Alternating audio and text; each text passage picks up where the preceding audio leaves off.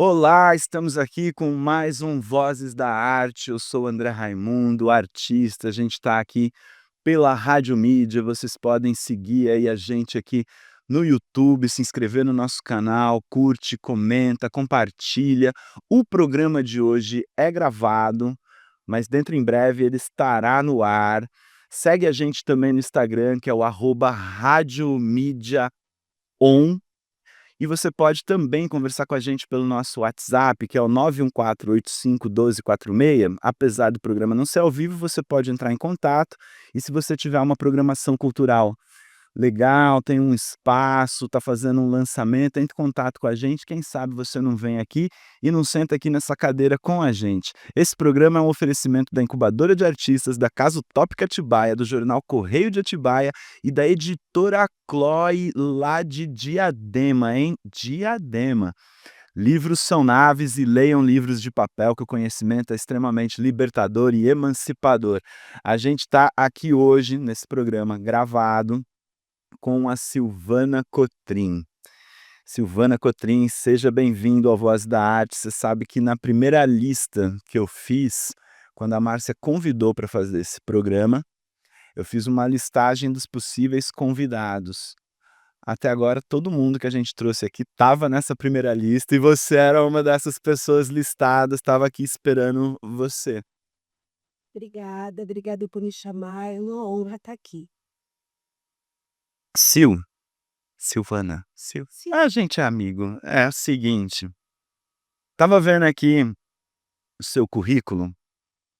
Então, vou dar aqui um geral e já faço a nossa primeira pergunta. Silvana Cotrim é mãe de santo no Quilombo Vocotim e Pai Gusmão, artesã, isso aí a gente vai desenrolar mais, hein?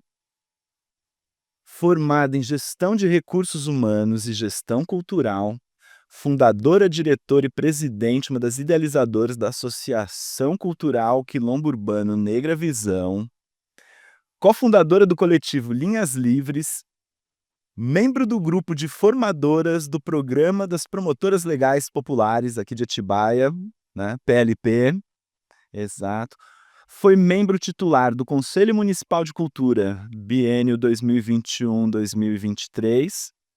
Também participa com a gente, que eu também participo, do projeto Orixá Não Gosta de Lixo, que também tem a ver com conscientização ambiental, consciência ambiental e tal.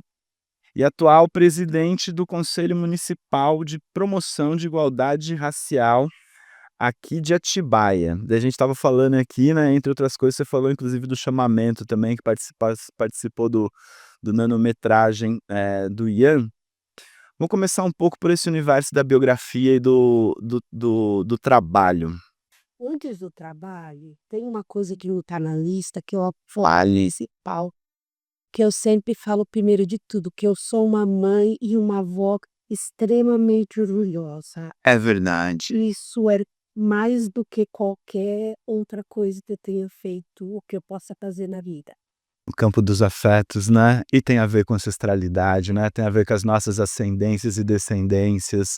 Bacana, sabe que eu costumo sempre falar que a vida, né, mas eu acho que a arte deixa muito em evidência também, a política, eu acho que também, a cultura, que a arte é legado, né, e é isso, né, viver é legado, né. Sim, acho que uma das artes mais importantes e mais bonitas que a gente tem é viver. Sim, isso é muito ligado com a cultura africana também, eu acho que a questão da oralidade, né, lógico que também tinham povos que dominavam a escrita e tal, mas esse lugar do contar histórias, né. É muito rico isso. Porque quando você lê, você pode ter uma interpretação, mas quando você ouve, quando alguém te conta aquela história, ela vem cheia de um sentimento, ela vem com olhares, ela vem com tons de voz diferentes. É muito rico. É muito rico. Esse campo dos afetos é bacana, né, eu acho que todas as relações, eu sou pai, né, e sou filho, e tenho um entendimento bem profundo disso e claro, lógico, ninguém é perfeito, né, a gente tem um monte de erros aí no meio do caminho, mas esse lugar dos afetos é de extrema importância. Sil, a pergunta é assim, como começa a Silvana Cotrim? Como que você come que eu sei que você também passou pela área da saúde, não foi? E como que você chega em Atibaia? Como que é esse caminho, assim, de você se entender como humana, esse trabalho profissional e vir parar aqui? É muito louco, assim, resolvi que eu queria sair de São Paulo, não queria mais morar no tá muito tumulto. Eu sou uma pessoa que gosto do interior. Meu pai era do interior de Minas, minha mãe foi criada no interior de São Paulo, e os meus melhores momentos eram nas férias, na casa dos meus tios e com os meus avós no interior. Então, eu fui trazendo essa lembrança, fui trazendo esse amor, e aí eu resolvi que eu não queria mais ficar em São Paulo e que eu ia mudar, que eu ia sair. E mas eu não sabia tudo ainda. E um dia, eu fui atravessar a rua no hospital onde eu trabalhava, estava com uma amiga minha e eu falei: "Ai, não quero mais ficar nesse lugar, olha quanto carro, olha que movimento, eu não quero, quero ir embora". E ela falou: "Mas você quer ir para onde?". Atibaia Acumul. Uf, da minha boca. Olha, Eu não sabia nem o que era, eu não sabia o que tinha que, não sei se eu ouvi de algum lugar, eu não sei. Mas eu falei: "Eu quero ir para Atibaia". Desse lado, minha amiga estava de um lado, desse lado e tinha uma menina que trabalhava comigo, e que a gente conversava muito pouco, e ela falou: "A minha família é de lá, se você copar olha, essa renda". Falei: "É". que bacana. Deixei os meus filhos em casa e vim ver o que que Atibaia tinha. Cheguei no centro, falei: "Acho que não é isso que eu quero, né", porque o centro ali na rodoviária é mais movimentado, e tal. Entrei numa imobiliária aleatória. E aí o rapaz começou a me mostrar as fotos dos lugares mais longes que eu bato. Falei: "Não é É aqui, né? essa trajetória". É que tem uma coisa de rodoviária, sempre que eu olho ali o entorno da rodoviária, ele tem uma coisa que é meio assim, qualquer cidade é parecido quando você tá no entorno da rodoviária, né, aí você vai vendo as sutilezas e as delicadezas depois, né. Enfim, Silvana, a gente tá no mês da consciência negra, né, eu lembro que eu até tinha falado com você, né, que eu isso me preocupa um pouco, assim, de ser uma caricatura, né, então, então traz o povo preto quando é consciência negra, e a gente até fala aquela coisa: "Ah, mas o dia da mulher é todo dia, o dia do povo preto é todo dia". Mas aí a gente estava falando aqui antes de começar o programa, que eu estava vendo uma fala, né, de uma pessoa branca, ela falou assim: "Cara, eu nunca tive que tomar consciência de que eu era branco". Explica pra gente o que que é a consciência negra, Silvana, como que você entende isso? Eu entendo como muito mais do que um dia. O dia 15 de novembro a gente usa para fazer um levante dessa conscientização que a gente tem o ano todo, né. Então, a consciência negra é a gente ter consciência de que o negro existe e quais são os problemas, as questões e as delícias que ele tem por ser preto. A gente sabe que tem muito mais problema do que delícia, né. A gente está todo dia sendo confrontado com a nossa negritude e com todas as questões que ela traz. Quando a gente fala de consciência negra, é para que as pessoas, não só as pessoas negras, tenham consciência disso, sabe.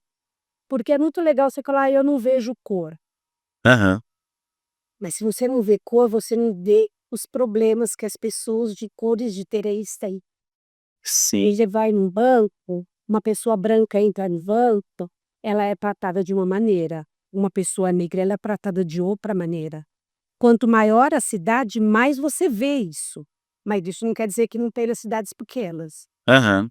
Então assim, se eu falo que para mim eu não vejo cor é todo mundo igual, eu não vejo os problemas que as cores das pessoas trazem de diferença. Sim. Deveria ser todo mundo igual? Deveria. Em direitos, deveres, mas a gente sabe que não. Então o que a gente quer é que as pessoas tenham consciência disso, que o branco não precisa ter, Sim. não precisa ter. Quando você encontra uma pessoa que você fala de consciência negra, e você confronta ela com a branquitude dela, com o fato dela ser branca, e nunca ter pensado, muitas pessoas se assustam. Porque a gente é formado, né, numa subjetividade estruturante. Você sabe que uma coisa que me chocou muito, eu devia ter uns 15 anos de idade e eu percebi que nas minhas elaborações eu estava cercado de pessoas brancas. Eu lembro que uma vez o Lobão, né, que depois teve toda uma guinada reaça, ele falava no Jô Soares, Eu nunca esqueci desse termo, ele falou assim: "A xuxalização lorífera arbitrária do racismo brasileiro". Isso nunca mais saiu da minha cabeça, ali eu tomei um choque que eu fiquei pensando assim, falei: "Meu, por que que eu imagino as situações, eu imagino as pessoas brancas do mesmo jeito que quando eu estudava arte, me encantava com a arte, às vezes eu estava ali elaborando coisas, assim, mentalmente, isso tem tudo a ver com essa subjetividade, eu via a pessoa que pintava, por exemplo, o interior da caverna, né, o homem pré-histórico. Um dia eu peguei e falei assim: "Cara, e por que que não tinha uma mulher pintando a parede da caverna?". Que é essa subjetividade que se forma e essa estrutura que se forma nesses 3 séculos e meio de escravidão, né, Sil? É isso, é a visão que formaram pra gente. Então, eu digo que hoje a gente como população negra, a gente está descobrindo quem a gente é, porque a gente sempre se viu pelo olho do branco. Sim. A gente sempre seguiu o que o branco dizia, porque a gente não se conhecia, a gente foi tirado do nosso ambiente natural, que talvez se a gente estivesse lá, talvez não, seria completamente diferente. Nós somos tirados de lá e nós somos obrigados a viver sob a ótica e o poder do homem O branco, jugo, né? na situação dele. Então ele dizia: "Isso é casamento, isso é amor, isso é trabalho, isso é vida", e a gente conheceu isso através deles. Por isso que o contar histórias dos mais velhos para os mais novos, vai trazendo para a gente uma memória, porque eu sei que os meus ancestrais guardaram coisas que eram de lá de onde eles vieram, e aí foram contando. Sempre se acha uma coisa ancestral negra meio do que o povo branco contou pra gente. Sim. É louco, né, porque a vida humana ela é um paradoxo, né, tem essa dubiedade, mas eu acho que o que a gente não pode esquecer é que teve um sistema escravagista e isso foi definidor na história da humanidade, né. A gente fala: "Ah, mas 3 séculos no Brasil", na verdade isso conformou a maneira que o mundo comunica a humanidade, né, eu acho, assim, quando a gente pensa em cultura de massa, mesmo quando a gente vê o culto da celebridade, né, e que também, né, vira uma espécie de caricatura. Claro que é sensacional você ter um Gilberto Gil, você ter uma Clementina de Jesus, mas é isso, né, fica-se um pouco, dessa ideia que uma espécie de estratificação social só se daria ou pela arte, né, ou pelo esporte, né. Muito boa fazendo muita coisa. Exato. E são pensados realmente, assim, esses, né. Mas isso não quer dizer que não tenham outros fazendo, e fazendo tão bem quanto. E em todos os ramos, né, eu acho que isso é consciência negra, quando a gente começa a se dar conta de todos esses aspectos da vida social, né, Sil? Eu conheço uma dermatologista que ela é extremamente procurada por todas as pessoas, ela é top de mim, uma mulher negra. Hã. As pessoas não falam sobre ela, mas as pessoas procuram, porque sabem que ela é boa. Então existem escritores maravilhosos, como existem desenhistas, como existem, a gente está em todo o ambiente, a gente Sim. onde está fazendo todas as coisas e É que é louco, né, o Giovanni teve uma fala aqui que eu fiquei pensando muito, que ele falava dessa questão ele gosta de ser contundente, né, e não que eu não tenha pensado que isso na hora que ele falou isso me deixou chocado, né. Quando a gente fala do universo da arte, da cultura, né, eh, é que isso cruza, né, com o racismo no Brasil também, com a precariedade, com essa coisa toda das lutas sociais, da vulnerabilidade social por conta, né, do processo de abolição como foi feito, mas eu lembro que o Giovanni pegou e falou aqui assim, ele falou: "Cara, a arte não foi feita para o trabalhador, cara". Tipo, a galera quer que o trabalhador trabalha, né, essa subjetividade, essa poesia, né, como que você vai se aproximando desse lugar, por exemplo, né, que você falou da gestão de recursos humanos e da gestão cultural, e eu falei aqui um pouco da artesã, né, como que você começou a elaborar isso na sua vida e entender isso? eu queria fazer faculdade e eu fiquei rodando em várias áreas, assim, psicologia, jornalismo, e tal.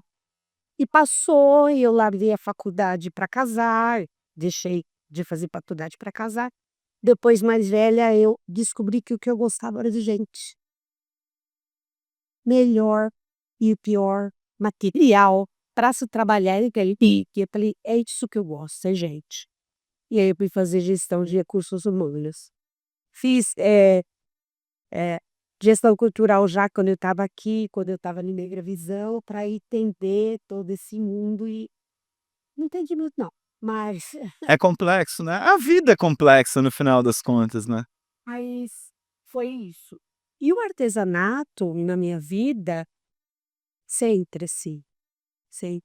Eu lembro da minha mãe ensinando a gente, que as pessoas muita gente não considera isso como artesanato, né, mas a minha mãe ensinando a gente fazer várias coisinhas com a mão.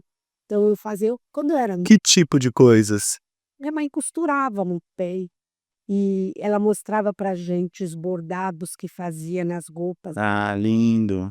É artesanato, é isso. coisa bonitinha. E eu lembro que eu não conseguia trabalhar, né, por causa de horário de escola, e aí eu aprendi a costurar com minha mãe, aí eu costurava com meus amigos, e aí eu ganhava meu dinheiro fazer as coisas. Tricô e crochê você aprendeu também? Tricô, crochê, bordar, eh, fazer bijuteria. Você sabe que eu acho é. Ah, Você sabe que você falou de uma coisa muito louca, assim, na minha biografia, quando eu vou recolhendo coisas, assim, eu vejo esse lado da cultura africana por causa da capoeira, então você cresce com som, com dança, tem texto também, tem as letras, mas tinha um lado da minha avó materna, do lado da minha mãe, que ela costurava, e o tricô e o crochê também era uma coisa que dominava, assim, muito também, assim, minhas tias e tal, e os 2 lados da família, assim. A minha avó paterna e minha avó e as minhas tias do lado da minha mãe. E é louco, porque pra mim é fundamental, quando eu falo em pintura, uma das coisas que mais vem na minha cabeça é isso, é crescer com esse lugar, porque é forma e cor, independente do que for, o tricô, o crochê e a costura, pra mim, na minha cabeça, sempre teve esse lugar que eu ficava encantado, por exemplo, com a minha avó cortando com a tesoura e depois dava uma outra vida para aquilo, dá uma outra coisa. e eu sou extremamente curiosa, assim, então, eh, aparece alguma coisa, eu falo: "Eu vou aprender". Pode ser que não desenvolva. O pessoal: "Ah, vou fazer puxico", aquelas bolsas de tecido. Falei: "Eu quero aprender a fazer isso". "Ah, aprendi". "Ah, você vai fazer?". "Não, não gostei, mas eu sei fazer.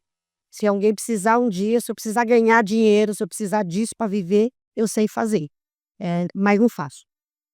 E já fiz artesanato com papel picado, com tecido, com nossa. E é louco porque o Negravisão também vira um pouco esse lugar que é quase como se fosse uma escola, né, que você tem que fazer um monte de coisa lá dentro também, acaba sendo um pouco tudo útil também, né. Conta essa história do Negravisão, como que você foi encontrando as pessoas aqui e vocês começaram a elaborar isso? Então, as pessoas vieram depois, né, isso tudo foi uma loucura da minha cabeça. Quando eu vi como os negros eram não mais do que como eles eram tratados, como eles reagiam nesse tratamento, abaixando a cabeça, eu falei: o que está acontecendo?". Vou procurar algum grupo que trabalhasse com Ah, isso aqui já então no interior. aqui. Lá em casa a gente tinha essas conversas sempre. Eu tenho muito filho, né, tenho os filhos, namorado dos filhos, amigos, e junta na sala, Sim. e aí a gente faz sempre fazia essas discussões. Aham. Mas profissionalmente, assim, É que São Paulo também tem um movimento negro muito forte, né, e isso se refletiu em feiras, em uma série de coisas, né, muita coisa da cultura popular também, né. mas daqui, quando eu vi, eu falei: vamos achar alguém que faça".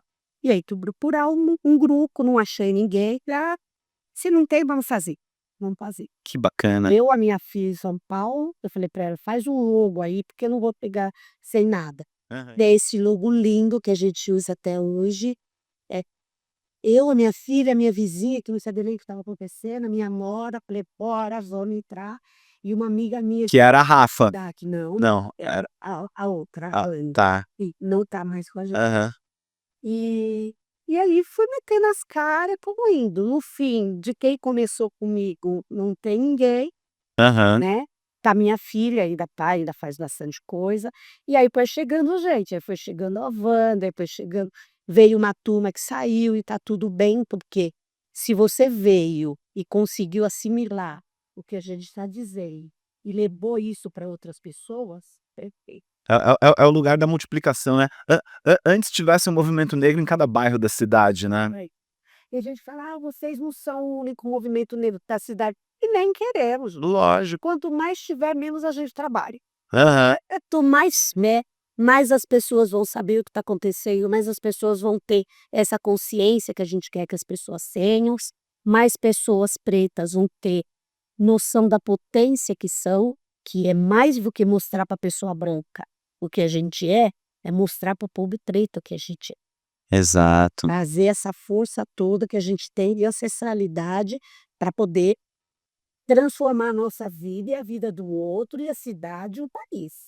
Você sabe que uma vez eu fiquei também bem impactado, os meios de comunicação, né, porque apesar de ter lei e tudo mais, e claro que tem questões, dependendo da escola, dependendo do professor, que são trabalhadas, né, e eu falo isso inclusive antes de ter a legislação específica, porque eu lembro que saindo da ditadura militar, eu estudava em escola do estado, eu acho que esse momento que estava saindo, que eu estou entrando na primeira série, acho que tinha um lugar também das pessoas descer a lenha, de falar aquilo que não estava podendo ser falado.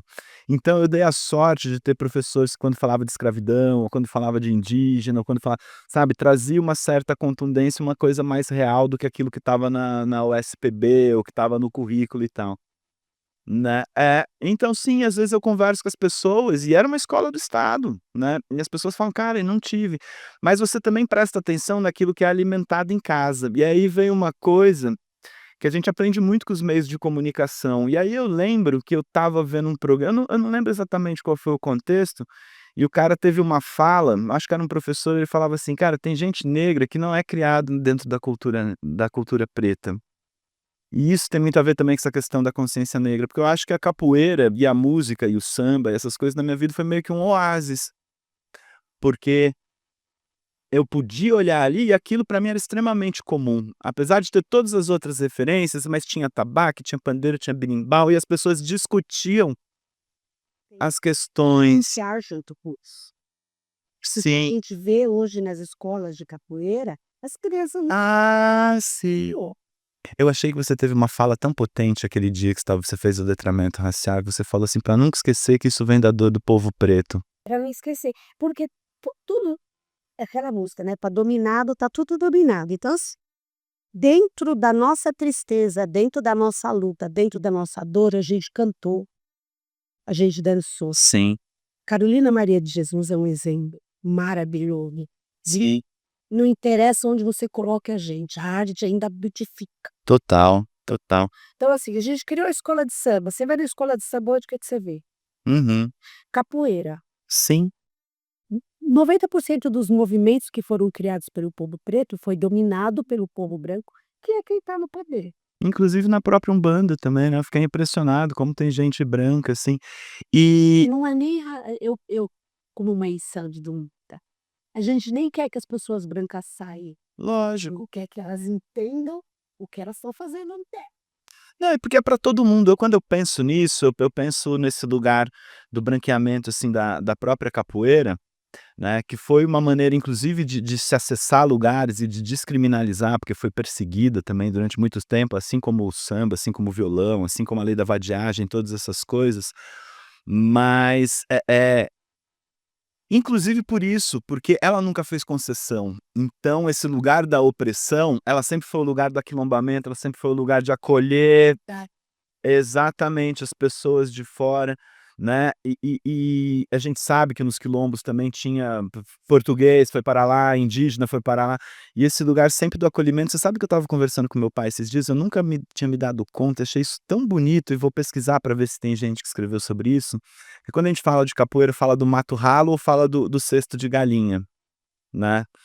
Eu estava vendo um documentário sobre o café em São Paulo e o cara falou assim: "Cara, e a capoeira, que é uma terra que não presta", eu fui pesquisar a capoeira na agricultura. Olha a inteligência do povo preto, porque também se cria essa coisa como se o africano escravizado não tivesse autonomia, não fosse criativo, não fosse artista. Eu falei: "Cara, se era pejorativo, com o que que eles trabalhavam? Com agricultura, eles eram plantar cana". Eu falei: "Olha a sacada", porque eles entendiam que a capoeira para renascer tem que ser adubado. É um negócio destruído. Olha que genial isso, uma coisa que é destruída, que não presta para nada, se você dá uma atenção e se você deposita material humano naquilo ali, e coisa orgânica, aquilo renasce com força e com potência, né. E eu acho que é muito importante, porque todos os movimentos sociais nesses 40, 50, 100 anos, enfim, têm trazido essa percepção pra gente, né, Silvana, desse poder todo, né. Tem um pássaro, tem um símbolo africano, símbolo adinkra, que é o sankofa, que é o pássaro com o corpo virado para um lado e a cabeça para trás com uma pedra na boca. Se você não voltar aos hábitos antigos, você não consegue andar, você não consegue avançar. Então, o pássaro diz: volta para pegar o que você aprendeu lá atrás. E a gente está em tempo de vida que, se a gente não voltar a ver como os nossos ancestrais viviam, Total. a gente não vai avançar. Você sabe que a minha Está numa época de destruição, quando eles estavam em momentos de construção. sim. E a gente precisa aprender. Você sabe que a minha maior aposta, apesar da gente estar aqui nas redes, a gente estar aqui na internet, tem sido justamente nesse lugar do humano. Porque é isso, em tempos, né, de revolução digital e de inteligência artificial, né, isso, e cadê o corpo? Cadê as mãos, né? Cadê esse lugar do contato do olho no olho, do cara a cara, né? Eu estava conversando ontem ou anteontem com a Rafaela, e dizendo que agora tem igrejas online, Sim. tem terreiro online.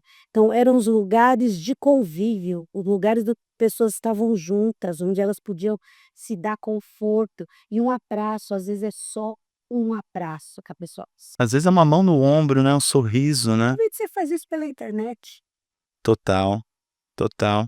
O senso de comunidade, que é uma coisa africana indígena, Aham. tá indo embora. Porque assim, eu fico na minha casa, aí da minha casa eu faço o culto, o pastor tá lá na casa dele. Eu na minha casa eu ligo a internet, a menção que tá lá na casa aberta. Isso não é cultura africana nem um pouquinho indígena. Sim, e a mesma coisa política, né, porque mobilizou também por um lado e desmobilizou pelo outro, né, porque as bases também era estar junto, né. Nossa, às vezes eu fico pensando, eu lembro que eu estava lendo um tempo atrás do movimento camponês, assim, falei: "Cara, a mobilização da galera, os caras andavam léguas para poder encontrar, né", tem um outro sentido, né, desse acesso também todo do conhecimento, né, Tá. e isso se acentuou com a pandemia, né. Silvana, ó, deixa eu primeiro dar. Eu acho que a gente tem que lutar justamente para que não seja, né. Ó, vamos falando em luta, vamos falar da nossa agenda cultural aqui também, das pessoas aqui da cidade. Ó, tá rolando ainda o primeiro salão de arte do Lá da Mata, na rua José Alvim 265, Atibaia, até dia 8/11, @Lá da Mata no Instagram. Escritor Pedro Bandeira, dia 8/11, às 10 horas, na Casa do Leitor, em Bom Jesus dos Perdões, @casa_do leitor. Teremos show do Alexandre Lora no Casarão Júlia Ferraz, dia 8/11 também, às 20h30. Ingressos, você entra em contato lá com @casarão Júlia Ferraz. Elas Forrosiano, aí ó, a galera também, mulherada aqui da cidade também, dia 9/11, às 18h30, na casa do Jé. Você tá escolhendo aí qual que você vai, né? Certo. É isso aí. Ah, esse aqui eu tenho certeza que você vai estar, né? Novembro Dandara, que Sim. teve a abertura dia 1 e 2/11, não, 2 não teve, dia 1º, que foi a abertura na Casa do Samba. A gente já fala daqui a pouco um pouquinho disso aqui, então a gente retoma com a abertura do Novembro Dandara e com o que é o Novembro Dandara. Vocês podem seguir a programação no @negra.visão, daqui a pouco a Silvana vai falar aqui um pouquinho também. E vai ter também a abertura da exposição do 5º Festival Beat de Fotografia da Incubadora de Artistas, no dia 29/11, às 19 horas, @Incubadora Arte no Instagram. Silvana, como que a gente chega no Novembro Dandara? Quantas edições? O que que vocês estão preparando? Essa é a quinta edição, a gente já fez em todos os formatos possíveis. Não fizemos em todos os possíveis, não, ainda dá para tentar mais. É, esse ano a gente está falando de encontros e memórias, então 98% da nossa programação vai falar sobre isso, sobre a gente estar junto, aqueles que a gente estava conversando agora, né, Aham. dos encontros que a gente tem, e sobre as memórias, porque a gente está focando bastante no Memorial Negro que está com a gente. Ah, sim. E em cima disso a gente está buscando outras memórias. Dia 8, por exemplo, a gente vai fazer uma oficina de memória no Santa Cara. Legal. com as famílias, e aí tá todo mundo convidado, pra gente buscar as nossas memórias, as coisas que a gente esqueceu. É, porque a vida corre e a gente corre junto e não para pra pensar em muita coisa que faz diferença. Total, isso tem muito da ancestralidade africana, mas eu lembro também muito de Paulo Freire, assim, era uma coisa que eu sempre ficava pensando quando eu ia pra sala de aula, que a gente sempre tem esse lugar que é colonizador pra caramba, né, de chegar e vou levar o conhecimento, né, e na real a gente tem que partir do outro, né, o outro que tem que trazer aquilo que ele já sabe, né. E o que a gente faz sempre é trazer as ferramentas, trazer os materiais e trabalhar junto. Então nós estamos na 5ª edição do Novembro Dandara, eh, a gente começou no ano que a gente queria testar o quanto a gente conseguia fazer, sabe, nós fizemos 36 eventos em 30 dias. Que ano foi isso, você lembra, Taú? Sim, Foi antes da pandemia. sim. E não, Foi 21 então? É que se você fosse são 5, 21, 22, 23, 24, 25, então foi 2021. 36? 36 eventos em 30 dias. Uou! Que acabou, a gente falou: "Ai, lindo, maravilhoso, Missão cumprida. mas nunca mais". A gente sabe que a gente pode, mas é uma loucura, a gente não vai fazer mais, a gente está fazendo Tem que entender os formatos, né, os modelos. estamos fazendo eventos mais pesados, eu digo assim, que é mais de conscientização, menos de festa, mais conscientização em vários sentidos e em quantidade menor. Uma função mais estética e educativa, digamos assim, menos entretenimento? Me É. A gente tem então esse ano, a gente gosta de começar com barulho, ou assim, a gente tem o respiradouro, que é o dia que a gente abre, esse ano a gente abriu com Independência, é na casa de samba, tambor, barulho, para mostrar que a gente chegou. A gente tem 4 eventos, 3 eventos que são fixos nossos, que é o respiradouro, que é a abertura, movendo o cortejo negro, que é dia 20, e o quebrando senzala, que é o último dia. Que é quando a gente fecha, bom, O conseguimos, encerramento. hora vamos fazer festa, porque a gente passa o mês inteiro mais na conscientização e entre esses eventos a gente vai enfiando tudo que tá ali. A gente vai nas escolas fazer palestra, porque fora o que tem na programação que a gente solta, então nas coisas que são mais fechadas, então a gente vai nas escolas fazer palestra, eh, às vezes convidam a gente para ir num lugar ou outro, amanhã, por exemplo, eu vou para São Paulo, tá lá com um grupo de lá, então é isso. E aí esse ano a gente tem exposição, Ah, é verdade, podia falar disso, né, Sil, chamar também as pessoas, né. então, a gente tem 2 eventos que a gente está querendo muito que as pessoas vejam.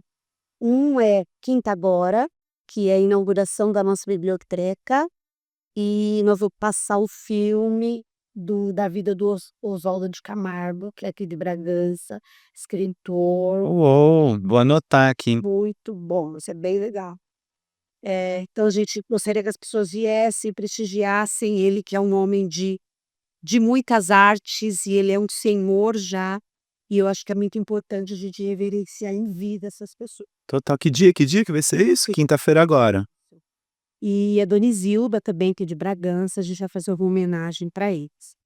E na próxima quinta, na outra quinta, dia 13, a gente tem a abertura do memorial para todo mundo, e nessa abertura a gente está fazendo uma integração entre as obras dos artistas negros de Atibaia e as peças do memorial, que é para as pessoas verem que não é só sofrimento, e que em Total. cima daquele sofrimento a gente continuou vivo e fazendo arte. Então temos quadros do André Raimundo nesse, Pô, pô, olha só.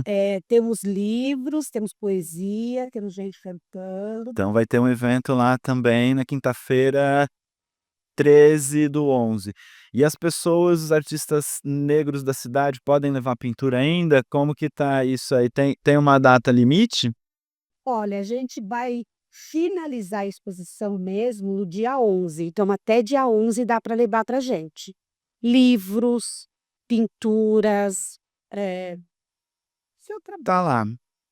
Artistas de Atibaia, a gente estava conversando isso, né, pretos e pardos inclusive, que tem a ver com negros, que tem a ver com essa questão que a gente estava falando de trazer essa consciência, né, porque inclusive tem pessoas que às vezes não se reconhecem, né, também. E é importante esse reconhecimento, e o dia 11 é uma terça-feira, e o dia 13 será a abertura. Eu não sei se eu falei isso, inclusive eu demorei para entender essa coisa do censo do IBGE, né, que a população negra do Brasil é formada de pretos e Tá. pardos. É. Quando o IBGE bate na sua porta, ele pergunta qual é a sua cor, você fala que você é parda, você fala: "Você é café com leite", tipo, eu sou Né, moreninha. moreninha. É, Aham, tá. como pardo. Quando chega lá na base da Aham. datas, eles juntam os pardos e os pretos e eles dizem somente. Então eu sempre brinco com o pessoal, se você diz que é pardo para fugir de ser preto, Você é gente, preto, tá. É louco isso, né, porque isso é estruturante desse racismo mesmo que tá no país como um todo, né. E isso tem a ver com o entendimento que as próprias pessoas têm delas mesmo, né. uma coisa que a gente faz muito no Negra Visão, que eu acho que surte muito efeito, é mostrar de onde a gente veio. Porque quando um menino de 7 anos vai para a escola, ele ouve falar da escravidão, ele ouve falar que nós somos trazidos da África e que nós trabalhamos aqui, e que aí a princesa Isabel veio e libertou os escravizados. Ó, não são nem escravizados que ela eles falam, dos escravos. Os escravos. É essa a história. Só que a África já existia antes dos portugueses chegarem e trazerem a gente para cá. Total. Então a gente procura mostrar toda a glória da África antes disso, que é para que a gente se reconheça como os brancos se reconhecem. "Ai, meu pai veio de Trás-os-Montes, meu avô veio da Espanha, minha avó era, eh" É. Não, e o branco vira uma estratificação também, que também apaga a luta de classes, porque isso é apagado, porque às vezes o cara também era um ferrado e vem numa condição também subhumana, mas vira tudo lindo e maravilhoso, porque é da Itália, porque o outro é da Alemanha, né. E aí o africano foi cá, Exato. veio pra cá porque Que na verdade foi sequestrado, né. tem. E aí Foi preso, sequestrado. e aí a gente mostra tudo que tinha lá. Tudo não, né, Sim, a gente coisas que a gente tem conhecimento, que se sabe, que insistiu pesquisa. muito, então a gente escolheu 4 reinos, Aham. são reinos de extrema importância, a gente Fala pra gente, fala pra gente. o reino de Gana, o reino de Mali, o reino de Xangai e o Congo. Então a gente trabalha com esses 4 reinos, é, e sempre a gente fala da riqueza que tinha, de todo o conhecimento que tinha, e a gente fala do Congo também, porque foi a maior parte que veio para cá, foi o povo dessa região, e a gente mostra a riqueza e mostra a inteligência. Aí eu falo para o pessoal: "Se a gente tinha toda essa riqueza lá, por que que hoje a gente acha que a gente não tem dinheiro, não tem direito a ter dinheiro? Total. Por que que pra gente é tão quando a pessoa preta ganha um pouco a mais de dinheiro, ela tem um sentimento de culpa, que foi colocada uma gente tão grande?" Não, isso cruza com uma questão de saúde mental, né, Sil, que você podia falar também depois, porque é quase como se a gente não pudesse. E eu acho, assim, é uma coisa que eu demorei pra entender e que eu sentia, porque eu também nasci com uma deficiência congênita na perna esquerda, então eu usava botinha ortopédica, paraná, paraná. Eu não entendia às vezes ao certo o que que era. Tudo bem que eu não sou retinto, mas tem essa coisa do cabelo. Se eu for contar as inúmeras vezes que eu fui confundido com mendigo, inclusive depois já com cabelo e com barba, porque aí você tá, né, tipo, é isso, né, tipo, das pessoas olharem assim também. Então, às vezes, você fica confuso com essa questão do pertencimento, isso tem um impacto na saúde mental que é como se você não pudesse.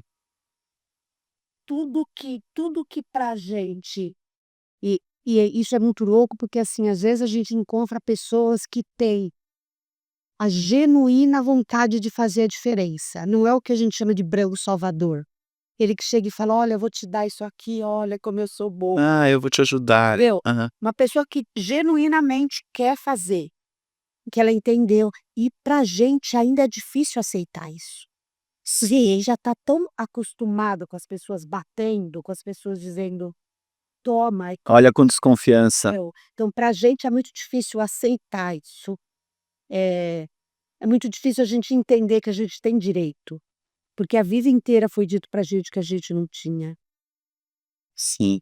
E aí de vez em quando alguém fala assim: "Ah, mas tem Lázaro Ramos, tem", É aquilo que a gente começou a falar, né. mas é. O Milton Santos, né, enfim, Elza Soares. Quantos meninos presos estão em sala de aula, meninos e meninas pretas em sala de aula, que o professor não faz questão de ensinar. Sim.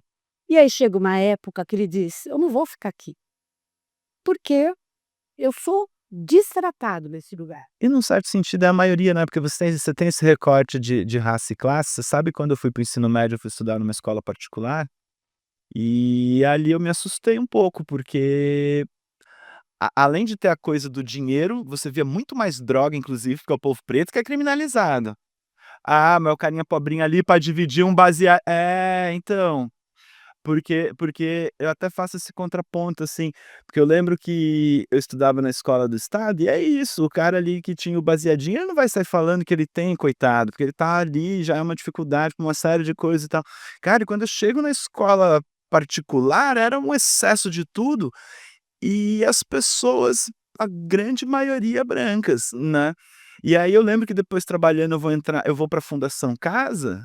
Cara, aquilo é um porão de navio negreiro, né, você entra lá, eu olhava aquilo ali, eu falava: "Gente do céu", tipo assim, é um absurdo, né. Que é uma coisa que eu falo serviu também. Essa conta não fecha, porque se você for ver, a maior parte dos condenados são os brancos, mas a cadeia tá cheia de homem preto. Porque o projeto Saminho, o que é a mesma coisa que fizeram lá na África, quando trouxeram. E sem rito legal, né, e sem rito legal, que é uma coisa que eu chamei muita atenção, por exemplo, pra questão do Rio de Janeiro. Mesmo que houvesse pena de morte no Brasil, você tem rito, senão é execução sumária, senão é chacina e senão é genocídio, né. E quando eles trouxeram os motos para cá, a pessoa fala: "Ah, a história da bonequinha, a Bayomi", né, a pessoa fala: "Ah, as mães rasgavam o vestido para dar para". Gente, eles não traziam poucas mulheres e poucas crianças, porque achavam que as mulheres não iam resistir, criança muito menos, eles queriam força de trabalho. O que que eles tiravam de lá? Os homens, em época de produção, em época de trabalhar, em época de formar família. Vai que na cadeia hoje, quem tá lá? Total. E depois você tem uma coisa, eu estava relendo, eu voltei, né, eu estava na metade, eu voltei do início do segundo volume do Laurentino Gomes, da escravidão, e essa coisa começa a crescer, um volume de crianças e mulheres, é quando passa a ser tráfico mesmo, né, porque aí é proibido e os caras querem reproduzir em cativeiro, né, é uma aberração, né, gigantesca, né. A ideia era essa. Depois assim: "Gente, vamos agora, vamos levar tudo". Vai acabar, a gente tem que ter lá, né. E quanto mais novo, tinha uma durabilidade maior, né. Eram os homens em fase produtiva que a gente Sim, viu, né. sim. E hoje você vai ver quem está lá nas cadeias. São os homens em fase produtiva. Eu fiquei teve um menino no Rio que morreu, tinha 11 anos, e eu fiquei 3 dias ruim, fiquei doente por causa desse menino, porque eu falava, para mim cada negro que morre baleado é como se fosse o meu, deixa eu ver se isso não é balela, né, eu realmente sofro, eu realmente sofro. E esse menino, eu fiquei 3 dias, assim, que meu marido na época via e falava também: "Você não vai comer?" "Ela não tem fome". Então eu fiquei jogada, jogada. Era uma dor muito grande que eu sentia. E aí naquela época eu comecei a ver que a polícia tá matando os nossos meninos antes que eles resolvam o que ele. Que eles vão ser. Lembra, inclusive, o cara também no Rio de Janeiro, do 80 tiros, né, estava indo pra uma festinha, né, tá passeando no carro Muitos homens com a família, morreram dessa mesma maneira. né, o cara olha e descarrega um fuzil, né. Não tem nada a ver a cor. Não, foi um fato isolado, tem nada a ver com racismo, não, aconteceu, mas sempre acontece com a gente já nasce com algo nas costas. Sabe o que mais me assusta? A perspectiva de mudança, porque, assim como eu lembro quando começou a guerra lá na Palestina, agora o genocídio, agora guerra não, porque é covardia também, né, o extermínio e a ocupação. Eu olhei para um brother, assim, eu falei assim: "Cara, primeiro que eu já acho que quem ganha é sempre os anunciantes, porque tem gente ganhando muito dinheiro em cima das notícias, dessa carnificina e desse banho de sangue". Eu falei assim: "E outra, eu cresci, não muda bicho, não muda". E é a mesma coisa, assim, você pensa. Candelária, Carandiru, Eldorado dos Carajás, meu, você pode fazer uma lista longa, imensa, interminável, não para. Essa semana aconteceu essa chacina, morreu esse tanto de gente. 2 dias depois o Rio de Janeiro mudou, Nada. o Brasil mudou, é o mesmo, não vai mudar. Não adianta ficar matando gente, não vai mudar. E aí você olha, não, porque lá também tinha gente branca. Tinha, mas ela estava num local que eles consideram que é o local do povo. Favela para eles era o pé de freio. Sim, e tem um lugar do próprio policial na roubada, né. Porra, o cara lá, sei lá quantos meses que estava na corporação, né. Sim, se aparece. É, e até essa coisa quando falam de GLO, de governo federal, a galera fala também, mas não pensa assim, tipo assim, qual que é o efetivo das Forças Armadas no Brasil? Quem que você vai botar um fuzil na mão e mandar pra subir o morro? Um moleque de 18 anos que nem barba na cara tem, né. Agora, pegar todo esse dinheiro que você está investindo em arma e polícia e botar na educação, você não vai para ter, né? Não fazem, né, na real, né. Porque é só aí que vai me dar força. Uma coisa que eu tenho visto que as pessoas têm questionado, e que bom que cada vez mais a gente questione, que é o lugar do o que a gente chamava de colarinho branco, né. Porque é isso, por que que não segue o dinheiro? É tão difícil saber da onde vem e onde que vai parar, ou de onde que vem as armas e onde que vai parar o dinheiro que compra as armas, né. E aí, vai se fazer alguma coisa? Gente, a gente viu o Roberto Jefferson. Bem, É, isso foi bem absurdo, né, total. E atirou na polícia, né. pedir por favor para ele. Você pode, por favor? Falei, se fosse um dos nossos com a faca na mão, tinha tomado de. Como a gente já viu tomar. Lembra do guarda-chuva também no Rio de Janeiro? Ah, achei que era um fuzil, né. Furadeira. É uma Vão loucura, né. tá lá com um monte de arma e eles pedem por favor para ele sair. E aí, diz que não é o projeto de extermínio da população negra. Se lá atrás um cara falou que em 100 anos não ia ter mais um emprego no Brasil, esse projeto continuou. Projeto de genocídio da população negra continua. E que bom que a gente pode falar isso aqui, né, Sil. Eu acho que essa é uma das funções, assim, eu acho que quando a Márcia me chamou, e claro que se o programa for indo, ele for continuar, vão começar a chegar pessoas que a gente não sabe, né, e trazer pessoas aqui. Mas quando eu listei essas pessoas, assim, que eu já conheci, já vi a militância na cidade, eu queria muito trazer você aqui, assim como penso na Wanda, assim como penso na Denise, né, eh porque Atibaia, ela é uma cidade pequena e claro que eu acho que falta fazer muita coisa, mas eu costumo dizer que isso aqui é uma escola, porque eu cheguei aqui já com 40 anos, eu tô com 46, isso para mim tem sido de um aprendizado.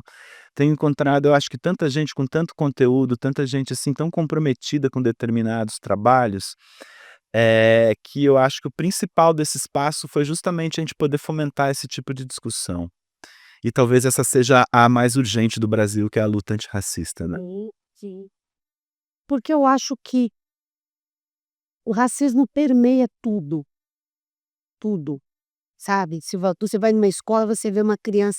Eu vi uma escola de Atibaia que se considera antirracista fazer o evento para a população negra e dentro desse evento, a menina sofreu racismo por parte de professor dentro do evento. E aí você fala: "Não, não tem não, imagina". As mulheres pretas são as que sofrem maior número de violência obstétrica, porque vocês aguentam, É. sabe. Ah, é mais forte, Entender? aguenta mais dor. E aí você tá correndo com isso em todas as situações. Você vai na feira, eu assim, na feira, eu estava sendo atendida numa barraca, na feira. O menino saiu para buscar a sacolinha para pôr a verdura que eu queria. Quando ele voltou, tinham 3 mulheres brancas aí. O que ele fez? Ele deixou de me atender para atender as mucosas.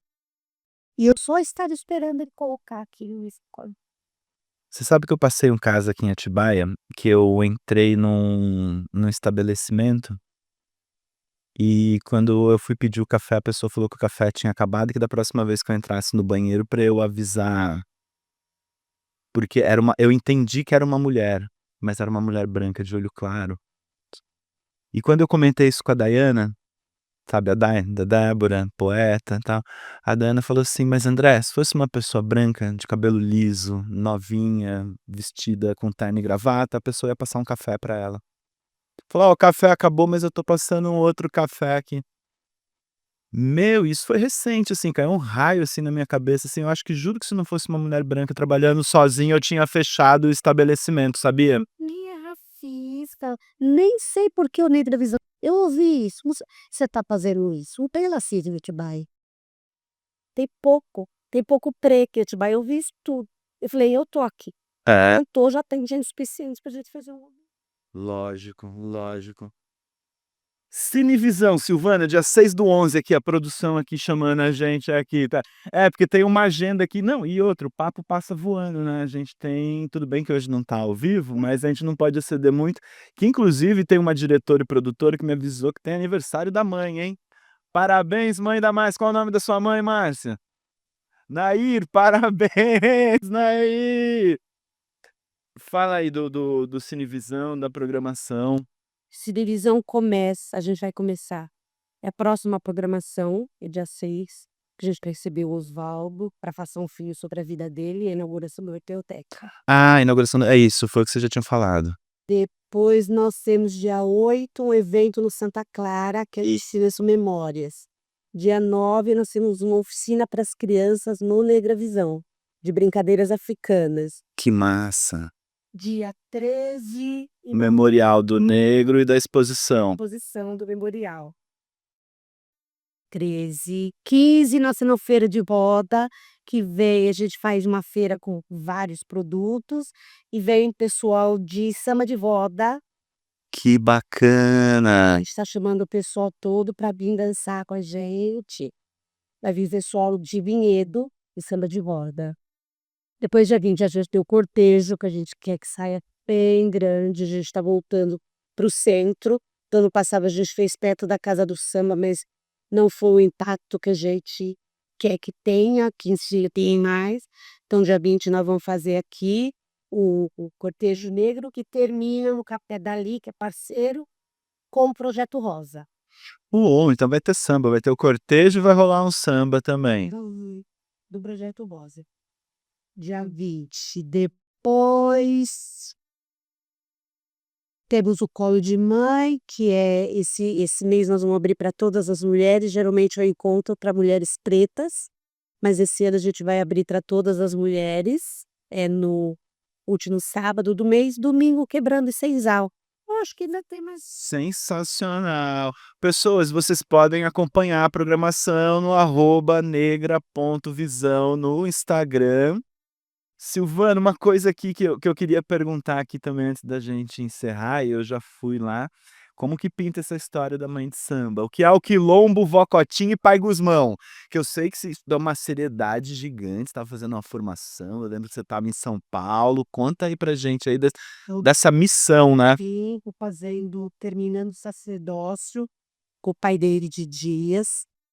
Que começou um dos primeiros a fazer esse movimento de retomada preta da Umbanda, né, depois dessa que a gente sabe que a Umbanda de Zélido, que a gente fala que é de 1908, foi um movimento, Pra frente. Uhum. de embranquecimento de mais uma tomada de posse das outras coisas, né. E eu passei 30 anos quase na igreja evangélica, saí por causa do Bolsonaro e falo uma coisa boa que Bolsonaro pensou me tirar da igreja, porque eu fui intercedida, porque eu não iria votar nele.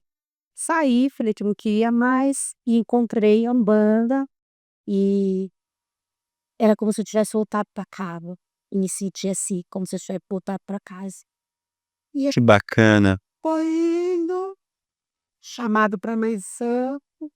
Estamos lá na casa, prezando por trazer uma filosofia treta para o Umbanda, sabe, então, a gente lá não tem nenhuma ligação com o cristianismo, até porque eu não entendo como isso se casa, não tem quando você fala de Umbanda, você fala de Exu e Pombogira, então, quando fala de igreja católica, quando você fala de cristianismo, você fala de uma coisa que combate isso.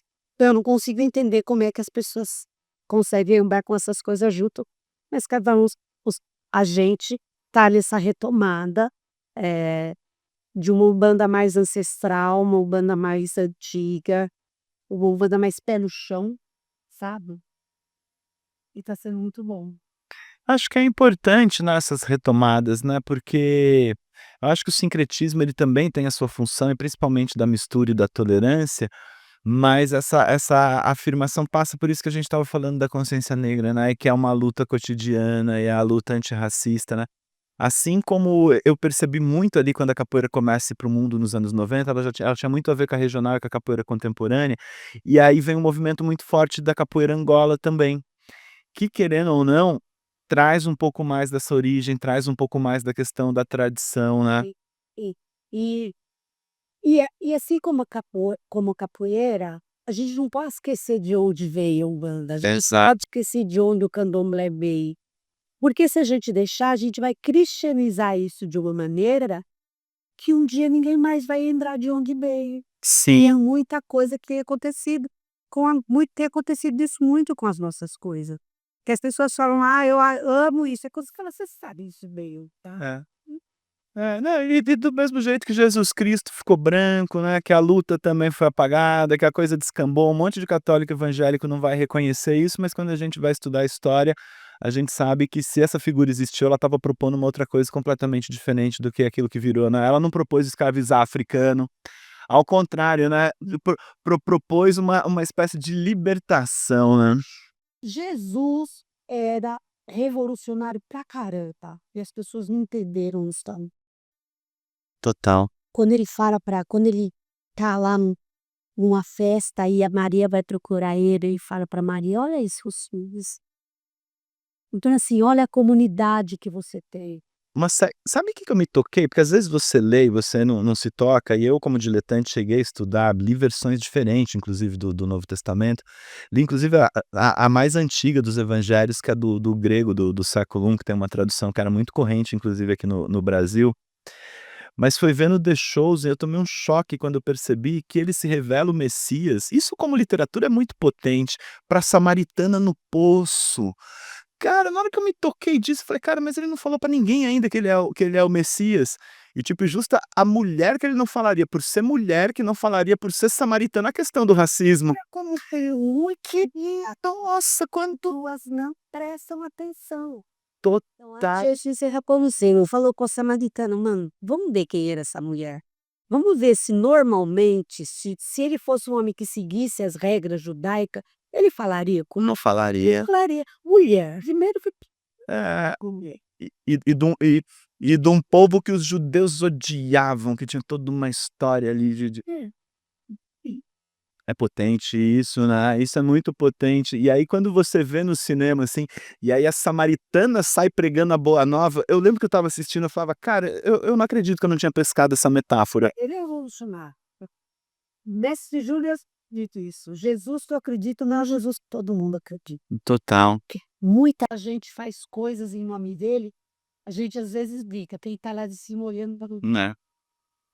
E todos os deuses e as deusas, né, a transcendência é uma coisa muito maior, né. Silvana, quer falar mais alguma coisa? Eu acho que eu só tenho a agradecer, pô, por mim ficava 2, 3 horas aqui a gente conversando. Tem alguma coisa que você quer falar? A gente sempre fala do Fica a Dica também, quer indicar alguma coisa, um livro, um filme, uma peça, qualquer coisa que você uma série, enfim, ou dar algum outro recado. Eu queria chamar vocês para participarem do Vemos Andar Atamente, porque a gente faz isso com muito amor sempre. Eh, Perfeito não é, porque não existe perfeição, mas a gente faz com o máximo de amor que a gente tem, com o máximo de cuidado que a gente tem, e é para vocês, é para essa cidade, é para essa população entender a potência que nós somos, sabe. Para o povo preto entender a potência que é, e saber que pode muita coisa, para a população branca saber que a gente é uma potência e que a gente pode muita coisa, sabe. Então é isso, venham, participem com a gente, que a gente faz com muito amor isso. E assistam um documentário chamado Sankofa, muito bom, Sankofa. muito bom. Explica um pouquinho mais. É um Que eu acho que a gente já tinha conversado sobre isso, eu acho também. Ele é um, como é que chama? Pessoa que faz documentários. E aí ele resolveu voltar na África e fazer o caminho Ah, sim, sim. feito, o porto de onde sai. Benin, ali, Nigéria, sim, sim. Né. Silvana Cotrim, muito obrigada. Gente, o programa tá gravado, mas ele vai subir, provavelmente ele vai estar no ar amanhã. Agradeço muito, Sil, e vamos aí, seguimos na luta, né. Obrigado, Silvana. Vozes da Arte, curte, comenta, compartilha. Novembro Dandara, Negra Visão. Tirando o mês de novembro, o Negra Visão tá lá, tem toda a programação dele também, só entrar no Instagram, vai lá, é no centro da cidade, entra em contato, inclusive tem apoio psicológico, né. Falar uma coisa que eu esqueci, que eu vou me mata. O Olha, tente vai ter uma peça no Cine Tá sobre a vida de Abdias do Nascimento. É verdade, eu vi que ela tá com essa pesquisa também. Vão ter 2 sessões. Fiquem de olho lá, a gente já botar a programação. 22 de novembro, Wanda Cavalcante, Abdias Nascimento, Cinitá, Centro de Atibaia, enfim. É. Obrigado, Silvana. Valeu, Márcia Mendes, Vozes da Arte. A gente volta segunda-feira que vem, 18 horas.